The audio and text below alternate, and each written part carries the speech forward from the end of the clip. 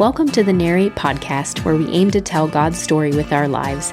We'll be continuing to post the Sunday message each week, but we want to dive a little deeper and offer some content to supplement your life with God, and that's where our Beyond Sunday series comes in.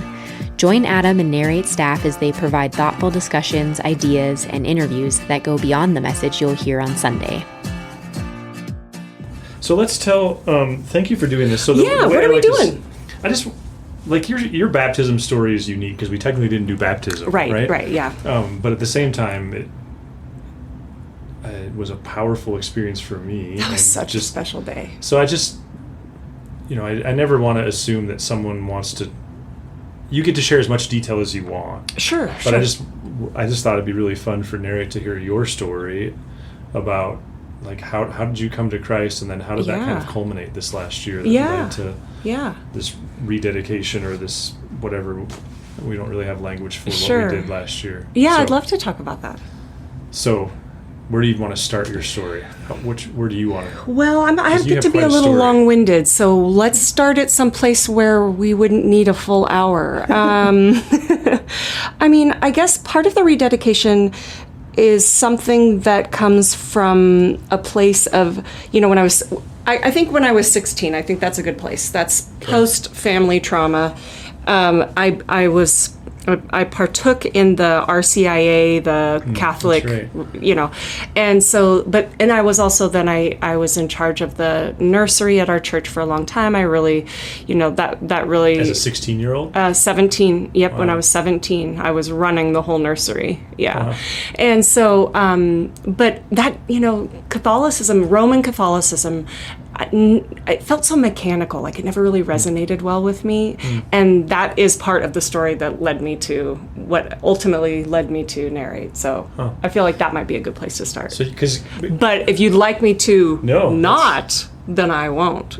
No, I think, I just want to hear, because were you raised Roman Catholic? No, I was never baptized. You found that as a teenager? Yes, wow. Yeah. And it must have connected with you on some level, like there you were. Yeah, and I also had a very close friend that I partnered, like would go to church with all the time, because I've been living on my own since I was 15 and a half, like literally on my own. Wow. And so I found myself wanting to go with her, and so I did, and then I found myself wanting to be Catholic. I always knew that I wanted to be.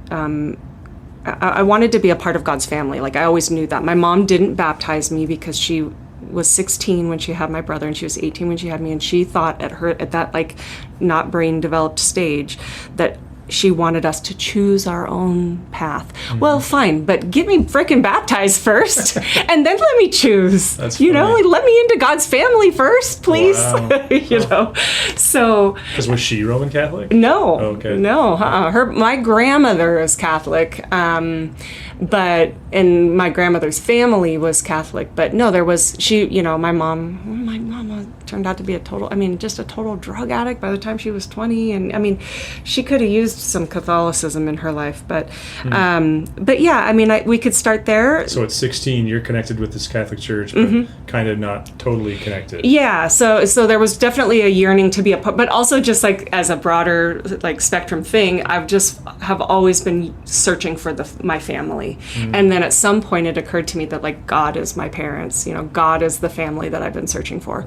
Wow. Because I tried with many women who were like mother figures to me, who turned out to be totally wackadoodle. That I just kept like, "Are you my mother? Are you my mother?" Like the little book. That. Yeah, "Are you my mother? Are you my mother?" And then I was like, "Oh, Jesus is my mother." Wow, so incredible. So I was definitely seeking that on my own. I also loved kids ministry. I loved giving in that way.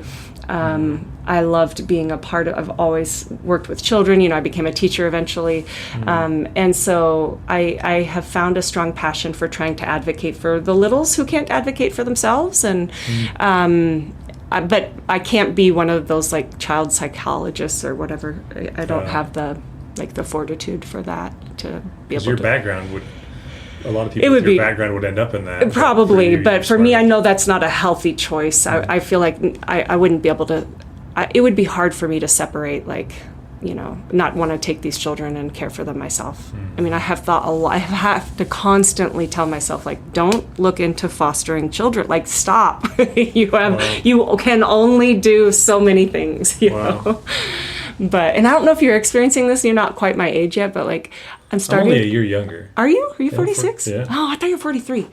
I'm, like, we're kind of like on this side of the hill. And I'm like, there's so many things I wanted to do. I know, yeah. And I'm not sure I'm going to get to do them. And so many decisions that you realize were permanent when you made them. And, we wish you could go back and change. It's just such a weird. It is. So I have to keep like talking myself off the like adopting and fostering ledge, because I just read that Billings just opened up one of those baby boxes where you can abandon a baby at the fire station.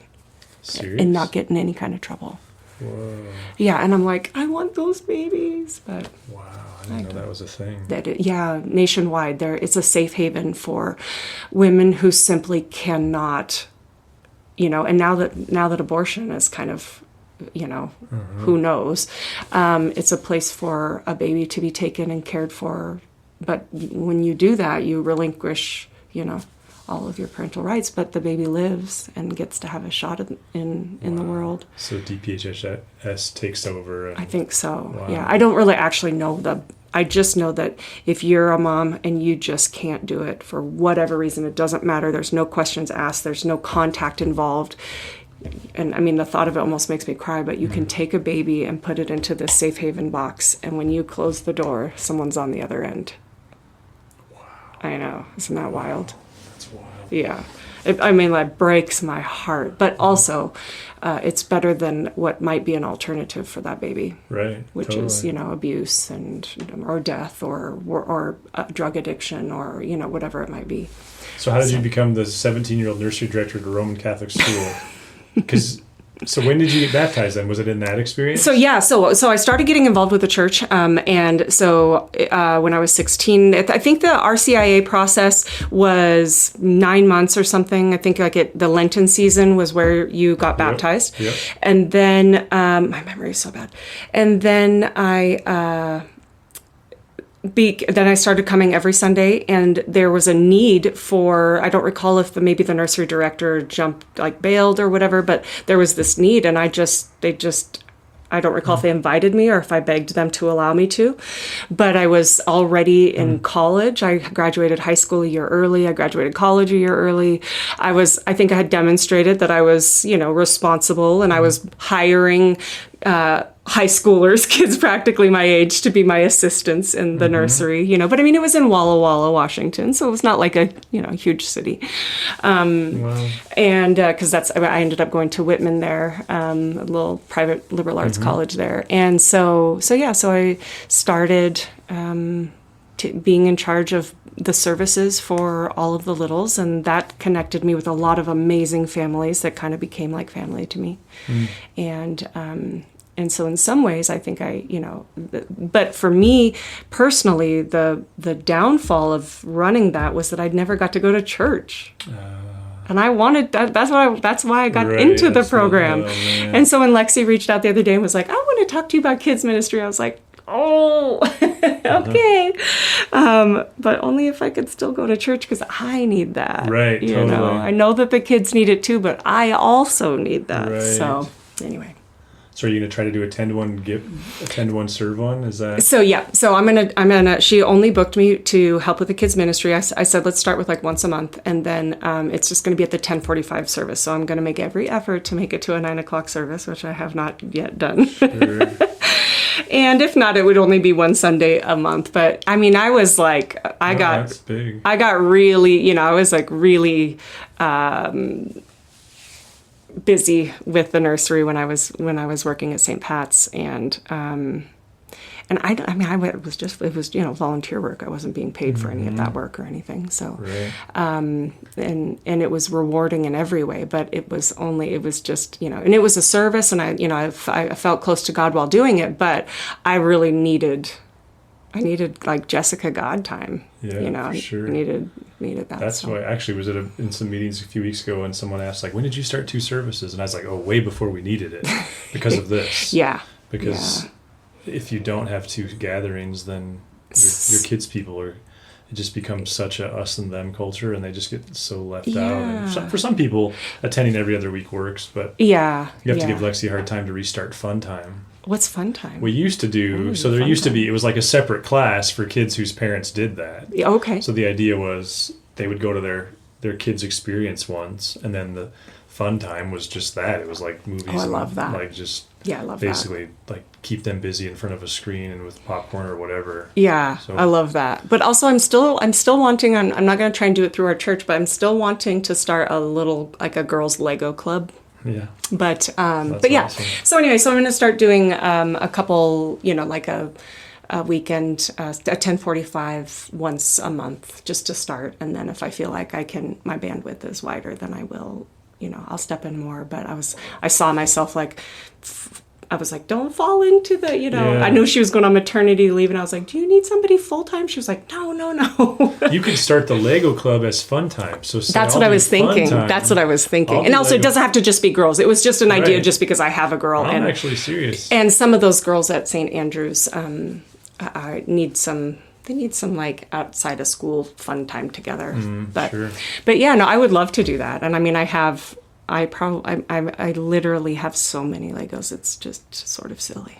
That's awesome. I could build probably a real house. Wow. With my Legos. Well, if you ever need to use 326 for your girls' Lego time, you can. Well, thank you. Yeah, I'm not doing it at my house. Again, like that would be an overstep for me. So I'm going to make sure that I don't offer to do that. So you found, so where did you, when you left Walla Walla, where'd you end up?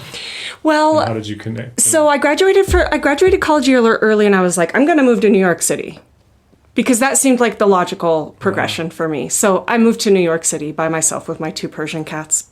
Wow. And then I was at work the morning on the 46th floor of our building 2 miles north of the World Trade Center on 9/11. Whoa. And then 3 months after that, I left.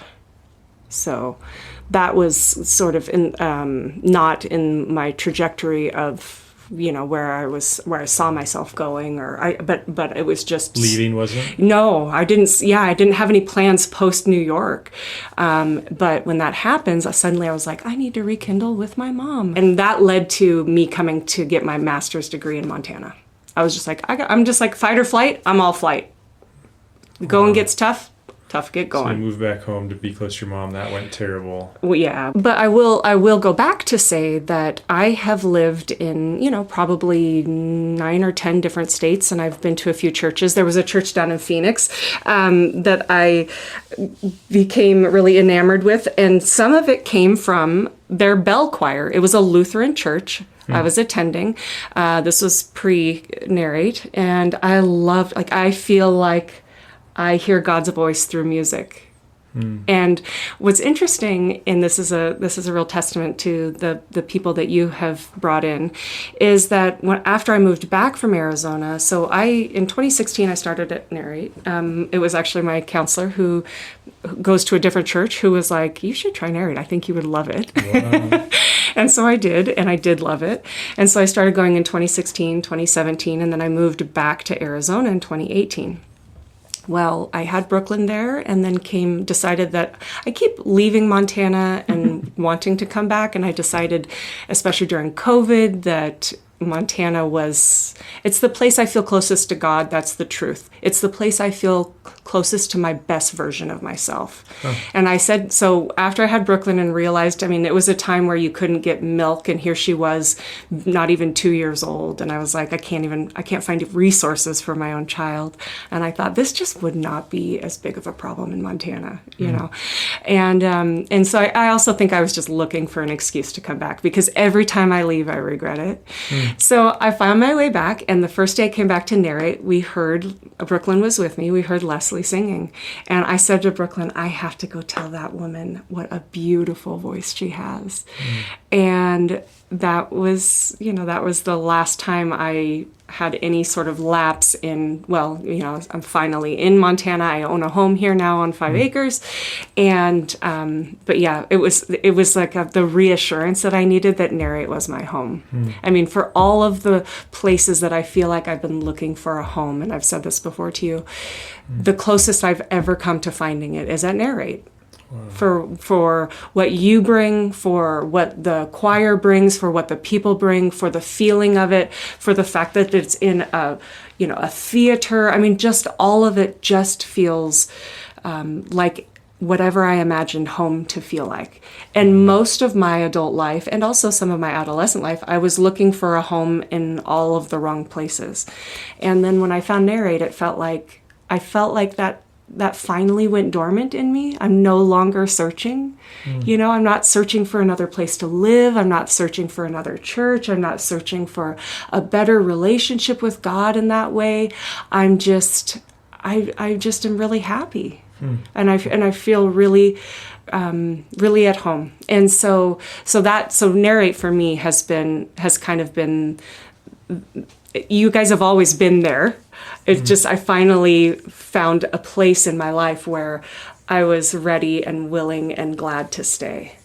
And so it's been pretty high. Yeah, it's been a long journey. I mean, I guess 2016 was 9 years ago, and I'm actually very grateful that I hadn't already had Brooklyn baptized, and COVID was part of the reason.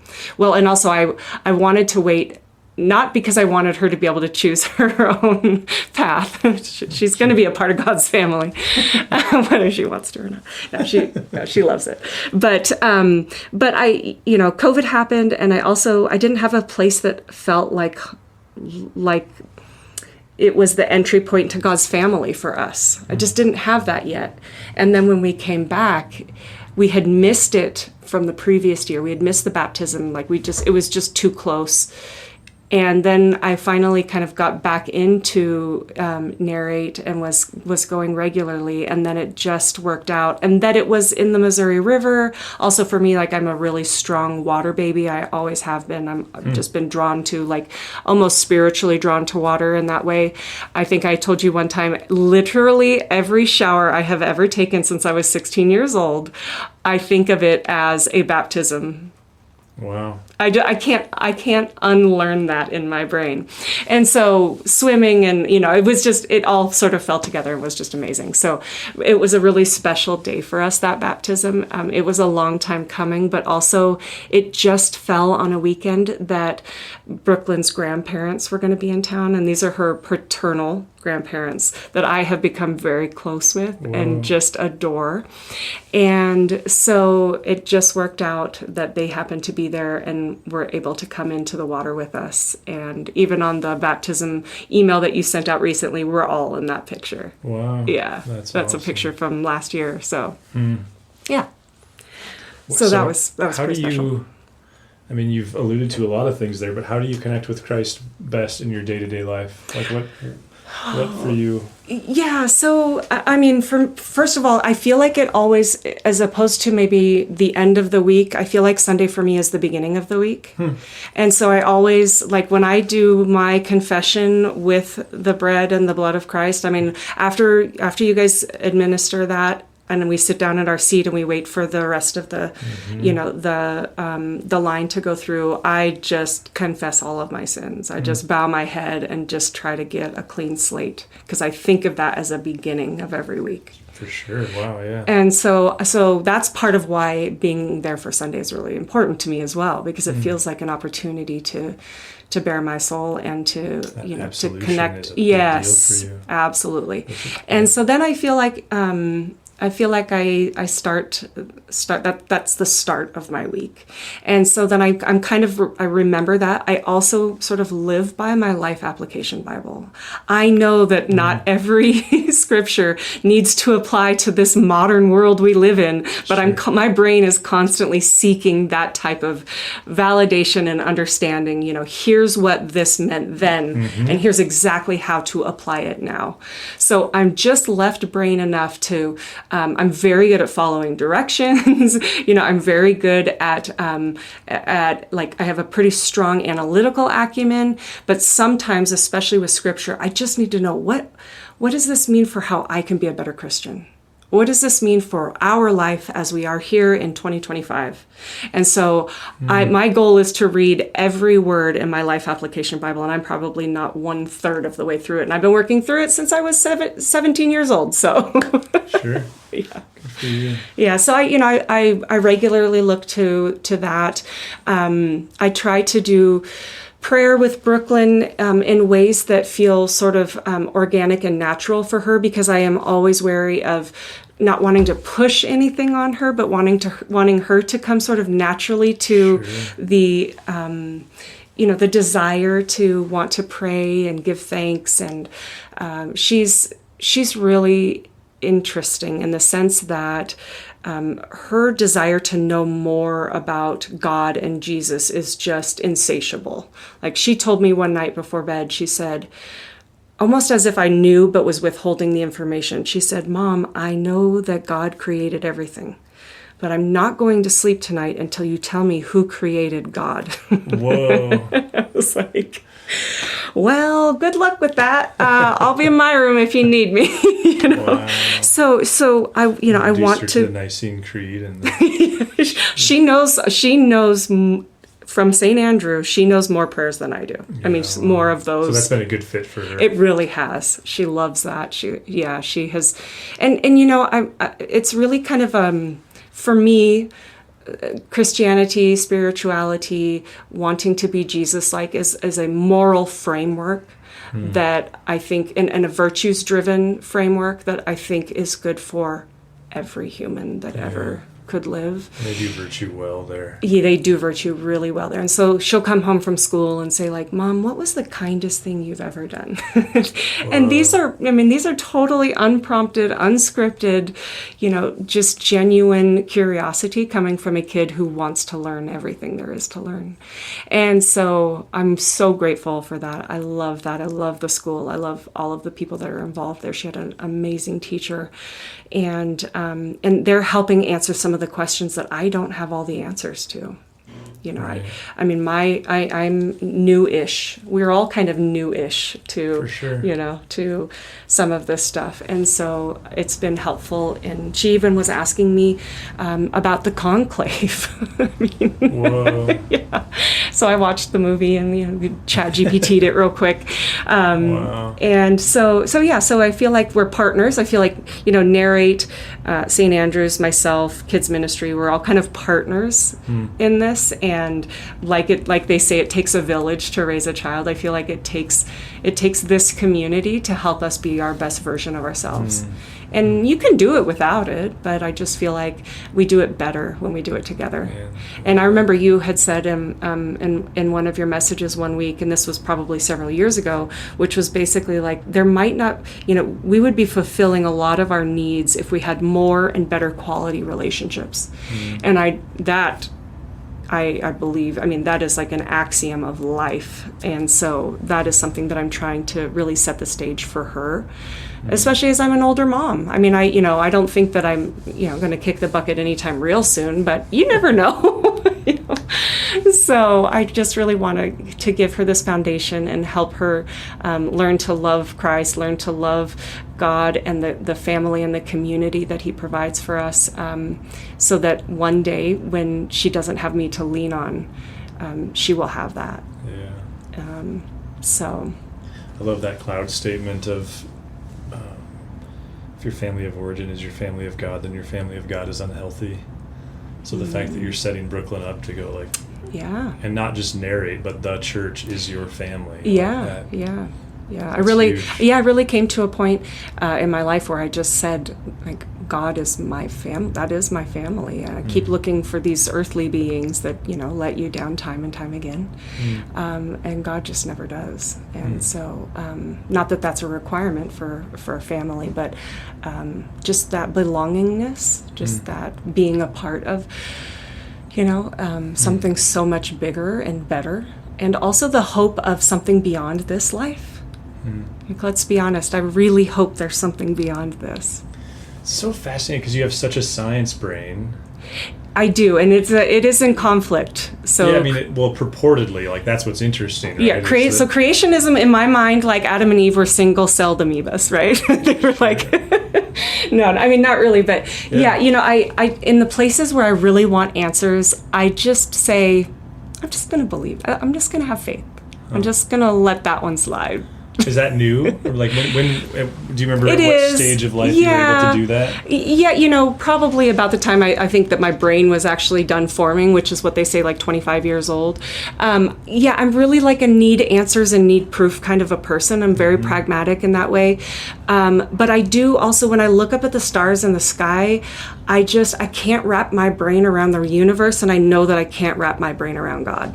So I don't try to force it. I give myself, what seem like, I don't know, they seem like answers that satiate my, my thirst for knowledge, and something that feels science-y enough. Interesting. Like Brooklyn came home from school the other day and said, "Mom, did you know at the core of the earth there are dinosaur bones?" And I said, "Yes, I did know that. Especially, dinosaurs were living here in Montana."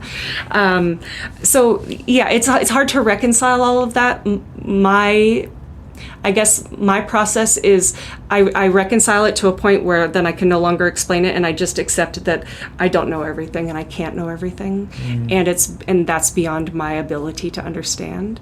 But I sometimes cherry pick with that, I'm sure. Which we all do. You're just more emotionally aware that that's what you're doing. Yeah, it's like confirmation bias. Like, you can always pick whatever information you need to, to further your understanding or whatever. But yeah, that has been a challenge. And what I'm learning as a mom is with Brooklyn, it's a great opportunity for me to say, there are things that we can't explain that God can. And that's one of those things, but yeah, it's hard for me. I just know that I don't know what I don't know, and I know how little I know in the grand scheme of things, especially as it concerns God. This is going to risk putting words in your mouth, but you reminded me of something. So when we were in Kansas City a few weeks ago, Garrett Jones, who leads Vince's church, I talked about him a couple Sundays ago. Yeah. And he does Alpha as good, if not better, than anybody in the world. And somebody in the Q&A part asked him some kind of an apologetic question. I forget what even the question was. And he just very matter-of-factly goes, "That's just not how people are meeting Christ today." And he said, "What's happening today is it's," and of course he would allow for outliers just like the rest of us, but he said it's not the Josh McDowell, it's not the Lee Strobel. Yeah, it's not. I love that as an explanation. To be honest, he said, "What's happening today is people." When evangelism happens well, when people come to Christ, he says they become compelled that Jesus is in fact beautiful. And they start moving towards a Jesus who they find beautiful. And then he moved a stool in his way, and he said, and the apologetic questions, they become these obstacles. So we bump into something. Right. And he's like, that's when they need their question. But that question that's not what drew them to Jesus. Right. That question, if they don't deal with it, will inhibit their progress. Sure, it's merely a speed bump in some ways. Exactly. Yeah. So, your story, and I'm probably doing confirmation bias, but as I'm listening to you, I'm just it just seems like as a little girl into your teens, you just had this gift of seeing Jesus as beautiful. Oh, always. And let me tell you, I have always had, it elicits this image of, I have seen this since I was a little girl, which is, I picture in my life, I see my life elapsing, and I see myself in the hands, literally in the hands of God, that God was just coddling me through all of the dysfunction, all of the trauma, all of the everything. Wow. 9/11, just everything. And sometimes I wonder how I'm even still here today, and the answer always is I see that little Jessica, this little person inside of God's massive hands, and I have had that image in my mind most of my life. Wow. And that I always come back to that, which is that God is always has always formed a protective barrier around me, because there really is logistically no reason why I am still alive and functioning as a human right now. And doing like a pretty decent job. I just coached my daughter's soccer team. I practically have a master's degree in mathematics. I've done a lot, and it's remarkable. And I can only say that as a really young person, I was very ambitious, but that I was just being guided by God. Wow. And I didn't know what to call it then, whether it was, Catholic or, Sure. you don't necessarily have the words for those things when you're a child. But looking back, and even still today, I see myself in 5 years looking back and seeing myself in God's hands, with all of this. So, cool. yes. Grace. So, and I want Brooklyn to have that also. And, if she doesn't always have her mom, I want her to feel like, God is her mom. Wow. Love that. You're such a gift to Narrate. Thank you so much. Thank you. No, that Narrate has been a real answer to so many of my prayers from the trajectory of my whole life. And so, and it's, it doesn't have to be all like fireworks and bells and whistles, and there doesn't have to be a bell choir to make it my home, but that would be nice. But no, I just, next door. it's a quiet heart resolve. It's a quiet thing that every Sunday that I get to come feels like a reminder that I'm exactly where I'm supposed to be as God wanted me to be. So I thank you guys for all of that, because the message has always been the same, which is I am welcome there and I'm a part of this family, and I love that. Thank you. Yeah, no, thank you. Thanks for coming in and doing this. Yeah, absolutely. If you'd like to learn more about Narrate Church, find us online at narratechurch.org. You can also look us up on Facebook or Instagram. Thanks for listening.